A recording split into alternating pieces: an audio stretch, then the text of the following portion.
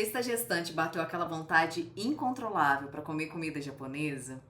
E se sim, eu tenho certeza que você já deve ter feito algumas buscas por aí para entender se é seguro. E talvez você tenha encontrado que pode consumir, mas tem que ser de vez em quando, ou que não pode consumir de jeito nenhum. Mas afinal de contas, é um alimento seguro, não é?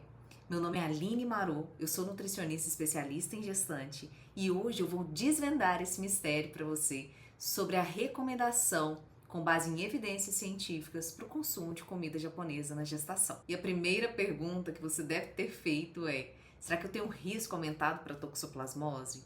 E a resposta é não. Sabe por quê? O Toxoplasma gondii, que é o parasita que causa a toxoplasmose, está presente principalmente na terra. E o peixe é um animal que vive na água, então o risco já para a toxoplasmose acaba sendo muito pequeno. Mas vamos lá. O Toxoplasma gondii pode estar presente na terra, onde alguns vegetais são cultivados, presente no intestino de alguns animais, como ratos, passarinhos, e estes cistos esporulados são capazes de transmitir essa contaminação alimentar. Os animais que consomem esses alimentos na terra, como vaca, porco, aves, apresentam maiores riscos de contaminação por estarem na terra. Então, definitivamente, por toxoplasmose diretamente, o peixe não sofre risco. Mas olha só, existe um risco por contaminação cruzada para toxoplasmose. Como assim? Me explique isso direito. É o seguinte: se para manipular o peixe foi utilizado o mesmo utensílio em que se cortou ou se apoiou um alimento contaminado por toxoplasmose, ou seja, que não foi feita higienização desse alimento, ele não passou por temperatura adequada, há uma contaminação cruzada. O parasita pode sim ser transferido por meio do utensílio para o peixe. Então o risco é pequeno? É, mas o risco existe. Não é porque não tem risco ou que o risco seja muito pequeno para contaminação por toxoplasmose que você vai se expor e expor principalmente o seu bebê ao consumir comida japonesa à base de peixe cru. Eu vou te mostrar agora, com base em evidências científicas, quais são os principais riscos, considerando que você já tem uma supressão do sistema imunológico na gestação por conta da própria fisiologia da gravidez. Antes de apresentar os riscos, eu quero te dizer que o peixe é um alimento extremamente perecível e muito sensível. Significa que, se o peixe for exposto a uma temperatura superior a 10 graus, ele apresenta risco de multiplicação de bactérias. E isso nem sempre você consegue visualizar.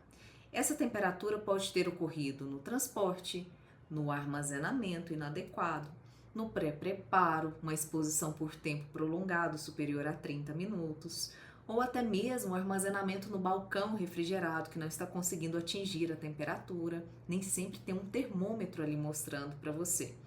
E acima de 10 graus, as bactérias se multiplicam muito rapidamente. Em 30 minutos nós já temos bactérias suficientes para causar uma contaminação alimentar.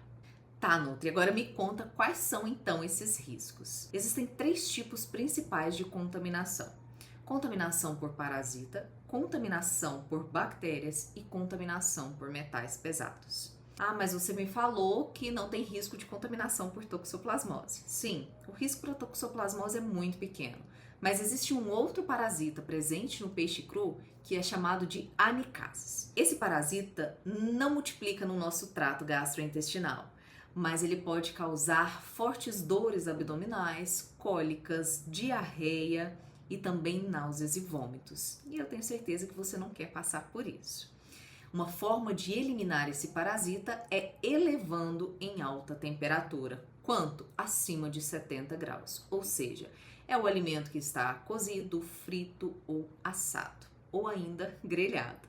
Precisa elevar a temperatura para a gente eliminar o risco da contaminação por esse parasita. E sobre as bactérias? Nós temos 2 tipos principais. A primeira é chamada de Staphylococcus aureus. É uma bactéria inofensiva para a gente. Nós temos ela presente na nossa pele, no nosso cabelo, na nossa saliva. E durante a manipulação de alimentos, se o sushi man tocou alguma das regiões do seu corpo, essas bactérias são transferidas para o alimento.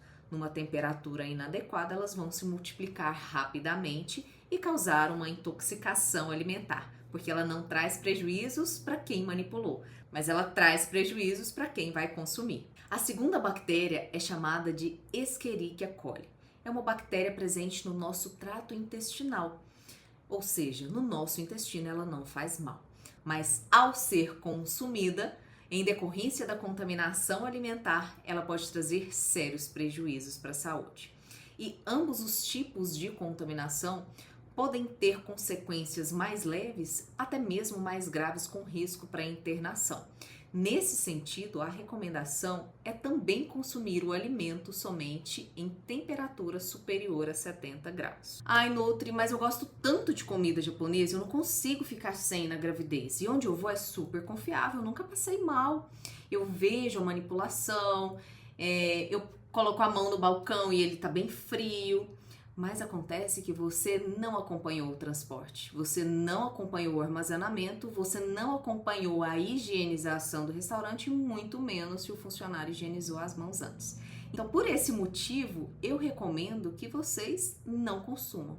Mas, Nutri, eu ouvi falar também que tem alguns peixes que eu não posso consumir. Me ajuda a fazer as melhores escolhas? Eu vou te ajudar agora, tá? Então anota aí. Peixes do mar naturalmente são expostos a mercúrio. Agora, quanto tempo esse peixe fica exposto? Depende do ciclo de vida dele. Se for um peixe de cadeia curta, ou seja, que ele vive pouco tempo no mar, como a sardinha, por exemplo, a exposição ao mercúrio acaba sendo muito pequena. Mas se for um peixe predador que vive muito tempo no mar, como o salmão de origem do mar, cação, espada, robalo, pescada amarela, esses já são expostos a mais tempo pelos metais pesados, principalmente o mercúrio. Nesse sentido, não é recomendado fazer esse consumo. Nós temos opções melhores, como tilápia, por exemplo, o salmão de cativeiro, que a exposição acaba sendo infinitamente menor. Agora que você tem conhecimento, já sabe que não precisa abrir mão da sua comida japonesa. Pode continuar tendo o prazer em se alimentar, desde que dentro das recomendações seguras para a sua saúde e seguras principalmente para a saúde do seu bebê. Se você gostou desse vídeo, se ele te ajudou de alguma forma, curta, comenta. Se você tem alguma dúvida, pode colocar aqui abaixo que eu vou responder você. Compartilhe também com outras gestantes que podem se beneficiar dessa informação. E eu vejo você no nosso próximo vídeo. Até mais!